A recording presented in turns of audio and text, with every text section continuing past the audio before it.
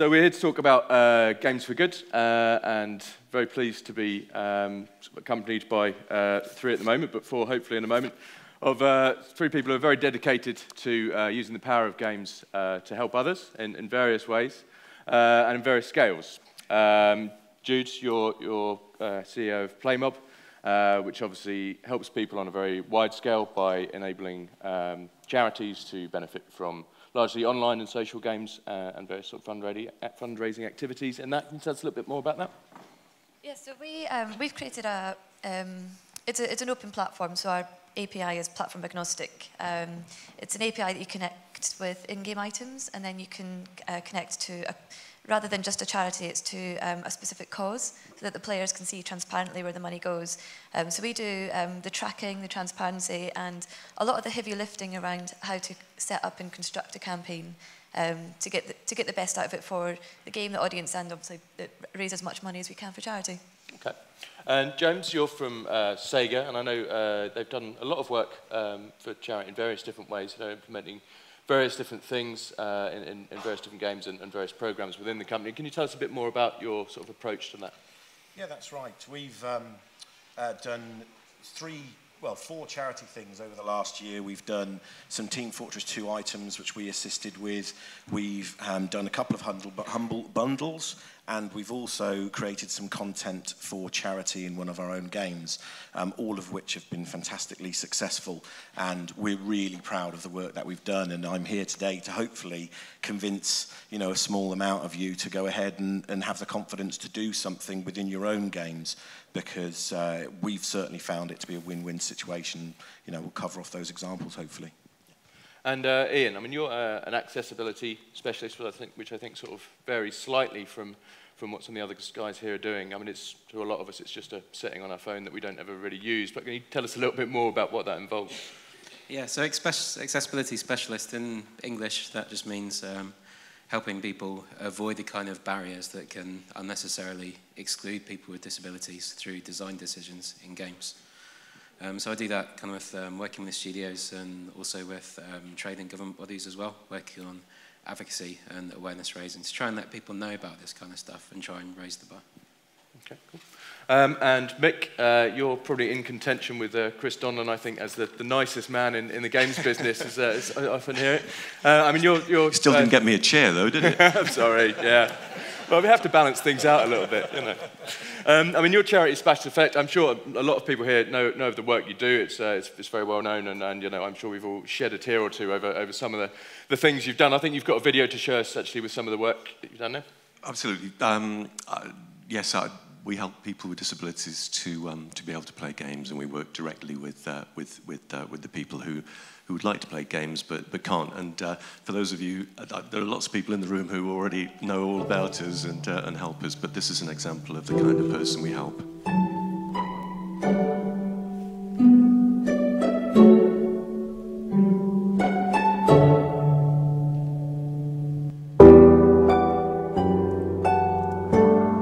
It's only 18 seconds, but we've just sort of, I just thought that would be a lovely example. We only sort of mixed that earlier this week, in fact.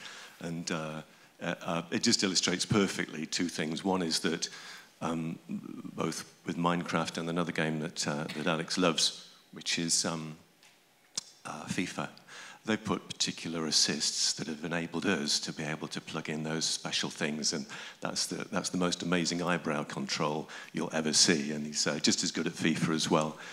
So that's already been retweeted, by the way, by Yogscast, who are a topical subject at the moment, and thank you very much. So it's out there if you want to have a look at that. It's out on Twitter. So sorry, thank you. Okay, fantastic. I mean, it seems like such a win-win kind of crossover, the idea of games and helping people and using something that's already fun and enjoyed to do sort of further good. As I said, you all have a slightly different approach to it. I mean, Jude, yours is quite is business-faced, and it's not just for you about obviously doing the good cause and helping out the charity at the end of the day, but you also help out the developer, and there's a very significant sort of bottom line increase as well, isn't there? You've discovered. Yeah, sure. So one of the things that we've discovered during campaigns is that players in freemium games who wouldn't typically spend you can convert a percentage of them you know, it varies depending on the campaign and how it's set up and the type of game as well. But you can convert non-spenders to spenders and increase engagement and retention with your player base. So it's basically looking at you know, cause marketing, which has been happening for years. You know, consumers love to buy products, buy brands that are giving back, because not only are you buying something that you want, but you're giving back at the same time.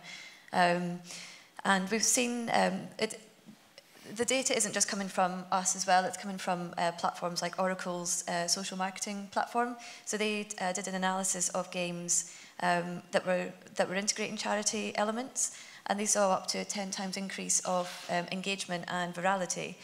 Because rather than just buying an item in a game, it's you're buying an item and you're giving back at the same time, and a lot of people want to tell their friends about it. So there you've got players promoting your game with new content in a new way. So really what we're trying to do is create that shared value, so that, you know, as well as being able to increase the amount of money we could raise for charity and awareness as well, we can help studios to engage with their player on a whole new level. Mm-hmm. Okay, and do you see the same thing from the publisher perspective? I mean, are there obvious advantages to you beyond, you know, the obvious cynical kind of it's all good PR? I mean, are there sort of distinct business advantages as well?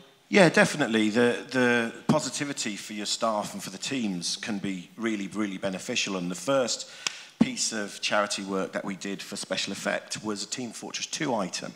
And that really follows the sort of cake sale idea that, you know, within Sega we have a really good bunch of people who will want to do stuff for charities and be this, you know, I've baked 20 cupcakes, you know, £2, please come and buy a cupcake.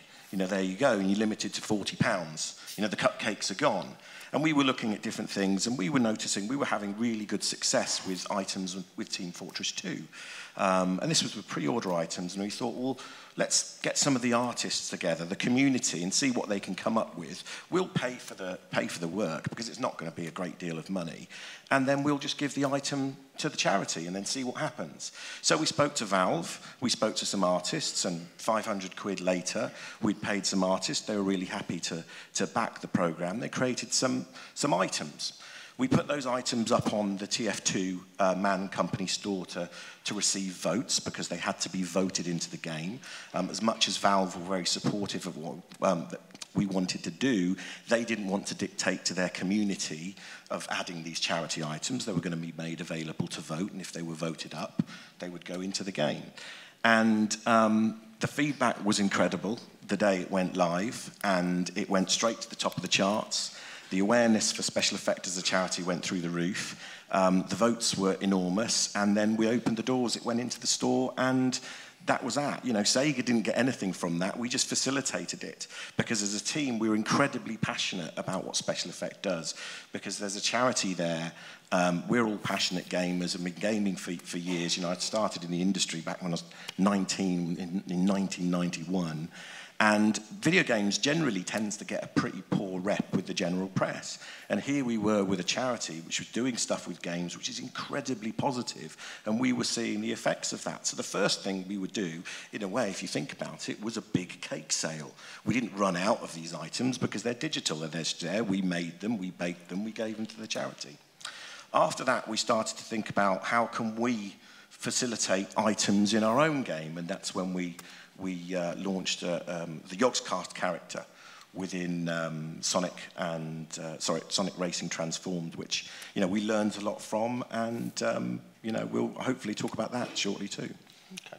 And Ian, you do a lot of sort of advocacy work, you know, kind of helping people to understand what the need and the advantages are of some of the accessibility work. I mean, do you meet much resistance from people? I mean, it is obviously, it's extra work at the baseline to include all of this stuff. I mean, how difficult is it to persuade people that this is something that's worthwhile? Well, it kind of depends on who it is you're speaking to. So things, because compared to, so I do work in accessibility in other industries as well, and working in the games industry is really nice because basically all the people that are in the games industry are in it for the right reason. Mm-hmm. So developers are generally really, really passionate about getting their creative vision out to as many people as possible. So generally speaking, individual developers, even in bigger studios, people are really passionate about it once they actually realise that it's even a thing. So that's the biggest barrier, is just lack of awareness. But what you often come up against is kind of misconceptions about business case. So the assumption that it is going to be really hard, really expensive, and it's hardly going to benefit any people at all, which none of those things are actually true. There's huge numbers. It's over 20% of the population have got some kind of the gaming population have got some kind of impairment. That's before you even start taking into account the really common things like low reading age and colour blindness, really, really common. And in some instances, it can be really difficult and expensive to do that kind of stuff. That's when you leave it right to the end and you go back to retrofit and unpick. If you actually think about things from the outset, it can actually be really cheap or sometimes even free. Just a simple design decision can open it up to so many more people. Yeah, and presumably that's easier if that's thought about early on in the development process rather than having to fiddle around with things afterwards. Yeah, completely. Yeah. I mean, Mick, the stuff that you do is difficult and expensive. You know, it's creating one-off pieces of technology to help people with very, very specific needs. You know, each project is generally sort of aimed at one beneficiary. I mean, that presumably must have been quite a difficult sell. I know you work quite closely with a lot of publishers and a lot of companies, and, you know, going to them and saying, I need a lot of time, I need a lot of resources, and, you know, we've raised this money to build this thing to help this one person play your game. I mean, is that a difficult sell, or do you find, like Ian, that people are, once they know about the cause, that they're quite happy to help out? We're finding that people are incredibly supportive of the work that we're doing, both in terms of helping with the funding of the work, but also we're beginning to, we're being asked by companies like Bossa Studios and Codemasters, etc., to give some awareness-raising sessions for the developers based at those organisations. They're very, very interested in it, and it is actually, interestingly enough, it's not, you know, as Ian said, you know, there is a business case to be made, but actually there is this genuine desire to include more gamers. And one of the big things that we're doing is trying to just show what the potential benefits are for everyone of being able to play games. Just talking about the response and the attitude of gamers, following on from what James was saying, when we put those items, those 3 DLCs up on the Team Fortress website, it was fascinating to see. We are UK-based. We do collaborate with developers who sell all around the world, but we're primarily UK-based.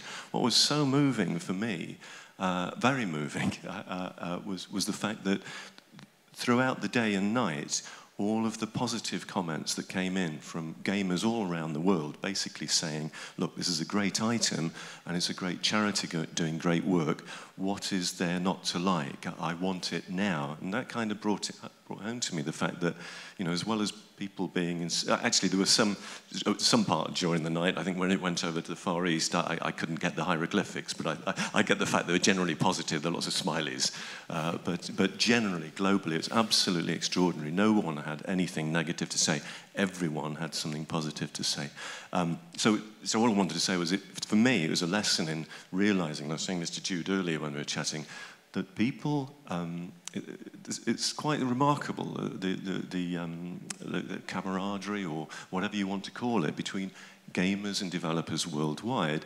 A lot of people regard themselves, just as much as they might be from Brazil or Singapore or wherever, they also regard themselves as part of this gaming global community as well, and that was that was a lesson for me. But it was also I found that extremely moving. Yeah. And why do you think? I mean, games. You work with a lot of people with things like locked-in syndrome and disabilities. I mean, why are games so important to them? I mean, obviously, it's even more of an escapism than it is for us, right? We just very absolutely, it is absolutely totally. Here we go. The people who we help, if you like, where the assists finish in games, where the assists finish, and there's a lovely, as I say, in FIFA, there's a wonderful 2-button mode, and that's how, as I say, that's how Alex can play that game. A lot of people who we help, they might have cerebral palsy, for example, born with the condition, never played a game before in their lives, so we give them that opportunity for the first time. Often it's someone playing a game with someone, with a father, brother, sister, online, for the very first time they've competed. A lot of people as well might have a sudden injury or a progressive illness, so their condition in effect is getting worse. They used to be able to run around like everyone else and play the real games in the real world. They also used to be able to play games in the virtual world, if you like. And then all of a sudden, they can't move around, play games in the real world. They can only play games on the computer. And then they find that they can't do that either. And it's at that point that many people get in touch to us when they can no longer do either. And we do have to come up with a personal solution for everyone, but there are lots of, there's a nomad feature that's sort of where you can lock down the shooting facility, for example, that's used in Call of Duty, that was developed for one individual gamer with a disability called Nomad or Nom4D. But that feature has been used in lots of different games, that sort of toggle feature, so you just press one button to keep keep it firing, and then you just press the button to bring it off. So therefore, all those people who might have a spinal injury and are using the joypad with their chin, for example, they can just move their chin, lock that button, and then carry on playing. So there are some features that are general, that might be for a specific individual, but will benefit lots of people. And as I say, we're able to, if anyone wants that kind of advice, we're able to give it to them. Say, yeah, if you look at your game, we can suggest some features that would make your game, accessible to a lot more people. But we do. It is all very, very individualized, but there are general features that you can include in games. That will benefit a huge number of people. It's just, if you like, the detail of we do the detail, yeah, where we've got occupational therapists who find exactly the right position and position those eyebrow switches in exactly the right place, and who would have, if I didn't have occupational therapists who've been specialists for over 20 years, then they would have never discovered that. So that's that sort of extra value. But the developers are meeting us halfway, and what I think we're suggesting is that they just maybe consider meeting us even more than halfway. Okay, sorry. Jude, I mean, we've talked a lot about what sort of helpful, charitable, wonderful people game developers are, as we all know. But I mean, you've also experienced that something that's slightly less apparent is that gamers are often actually very charitable as well, and we don't always see the best side of a game community. But with the sort of the things that you've hosted and the things that you've helped to happen, you've seen a very positive response from gamers, really. And I think quite a lot of the charities have been quite surprised by that, haven't they? Yeah, well, we've got one of the biggest campaigns that we're running, which initially was meant to be for 6 weeks, and it launched in November, and it's still going. It was in a game called High School Story, and it was to support cyberbullying, or to stop cyberbullying. So the studio decided that they wanted to do something for bullying, because the game is aimed at teenagers, and they'd had a couple of teenagers get in touch with them to say that they were being bullied and where could they get help. And so this is why the studio decided they were going to do something to help the kids that play the game. And the reason that they've kept it going for so long is they're seeing such a huge impact with the community and with the charity. So it's raised about $250,000 in about 5 months, which is, it's a massive impact for the charity. But also the charity is now getting 100 phone calls per week coming through the game to get help for cyberbullying. So it's like this kind of this circle of, we're able to raise money to open up new helplines to help these kids get more help. And we also, one of the other things that we do as well is we do a quarterly event, and we work with Twitch so that it can be promoted on the front page. And we've seen about we've done 3 so far, and each one has had about 500,000 views in about 18 hours of people who just want to get behind the causes that we're supporting, and to get involved, raise money, but also kind of promote and learn more about the cause as well. So we really are seeing, tangential learning as well. So people are kind of learning about a subject which they might not have known much about before, but we've been able to kind of put it on the radar so they could find out more. And they really get behind it and want to see, on Twitch we've had some of the younger viewers who might not be able to donate want to spread the word as much as they can and try and encourage more people to get involved to donate as well. So as well as being able to do some things in-game, we're doing actions outside of games as well with events like this. But, I mean, we've seen I think it was one of the very first campaigns that we did. We were completely surprised. We weren't quite sure what to expect. And we were raising money for a village in Kenya called Marsabit. And after the campaign, the players who'd purchased, it was hats that you could purchase, they all took their hats and created Marsabit, the village, in the game. It was in Parallel Kingdom. And they left their hats there as a reminder of the good that the community had done together. And it was brilliant to see that happen, because they got together as a community and on the forum started making suggestions of other causes they want to support. Yeah. So in the same game, we supported, because we were supporting a village in Africa, they then wanted to support something more local. Most of the players are in the US. So then we supported Help USA twice, and then they wanted to support pets. So we did one for cats and dogs as well. So it's, yeah, I mean, they really come together and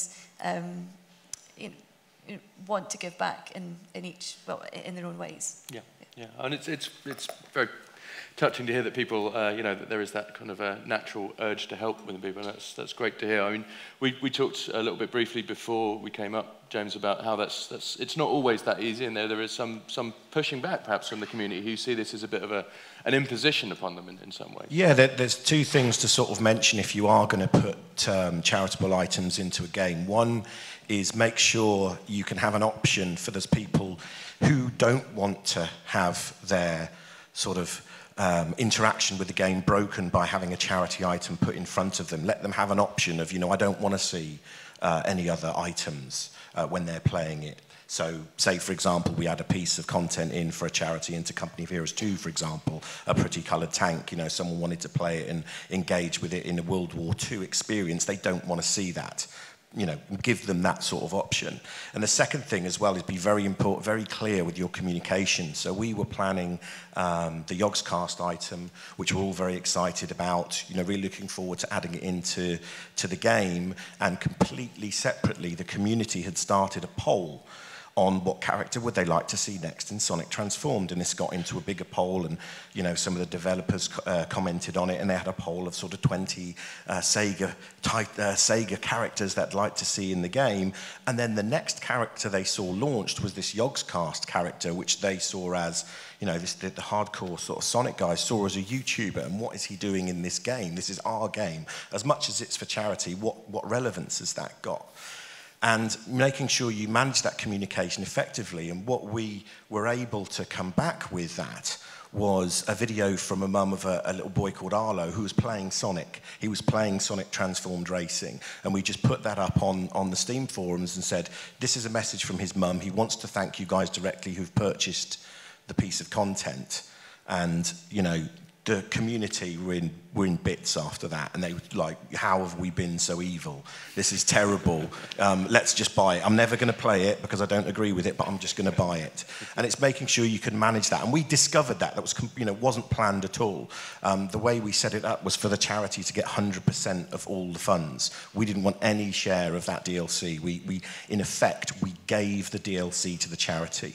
We didn't want the money to come to Sega and sit in a corporate account and then get, fed out to the charity. We just wanted it to go straight to them, so we gave them the publishing rights for it. And we just we saw positivity. Let's not get that wrong. Yogscast really enjoyed it. We got a huge bump of people coming to play the game because of this piece of content that how they discovered Sonic and Transformed Racing. The guys playing Sonic Transformed Racing liked all the new influx of new players because new people were coming to play multiplayer. And then people really enjoyed the new piece of content. And then we released the content that they wanted afterwards. And, the whole thing has become really positive afterwards. But it's just, don't think that just releasing something for charity, everybody's going to think it's wonderful. Because someone somewhere will disagree with what you're doing. It's just doing it in such a way that it's not forced on anybody. Yeah, absolutely. One more question then for Ian, because I know we're sort of coming up to time now. I mean, for developers who want to do this, who've are now aware of the course, I mean, what is the best place to start? What are the best things to start addressing early on in the development process? I could spend the next couple of days talking about all the kind of things people do. There's loads of good things, but some of the most common things, well, probably by far the biggest mistake that people make in game design is through use of colour. So people who are colourblind are so routinely excluded from games. Stuff like the using red and green for their team colours in Call of Duty. And the obvious knock-on effects with business from that. I mean, they've just lost out in one fell swoop from that trivial design decision. 8% of their male gamers, they're now playing Battlefield and Gears of War instead. Mm-hmm. So colourblindness really important. Subtitles. Subtitles are pretty common, but I've yet to see subtitles in a game that are actually good compared to other mediums. Also, one thing that I would like to talk about, which is something not many people know about, because the people who have this condition don't actually have a voice. They don't talk about it because there's such a massive social stigma, and that is low reading age. And it's actually the most common impairment that can actually affect somebody playing a game. And I couldn't even believe it when I found out the statistics on it, but it's actually 14% of the adult population of the UK has got a reading age of below 11 years. So to put that in context, that means you wouldn't be able to fill out a job application form. You wouldn't be able to read a story to your kids, 14% of the population. And there's really, really easy things you can do. You could even go as far as offering a choice of fonts. There's actually typefaces which are designed specifically for easy reading by dyslexia, that kind of stuff. But even just really, really simple things. So like, for example, if you've got a text prompt popping up, there's only two options. You can either have it disappear again after a couple of seconds, or you can have it disappear when somebody makes an input. If you choose the second one, you allow people as much time as they need to read it. Yep. Really, really simple thing that can make most of the difference. Yeah, small steps. Well, thanks very much. There's plenty to think about there. I think these guys are going to be around for the rest of the show as well, and they were all very lovely people, so please do feel free to come and speak to them about any advice they might have or any opportunities you might have to help them. So a round of applause. Thank you all.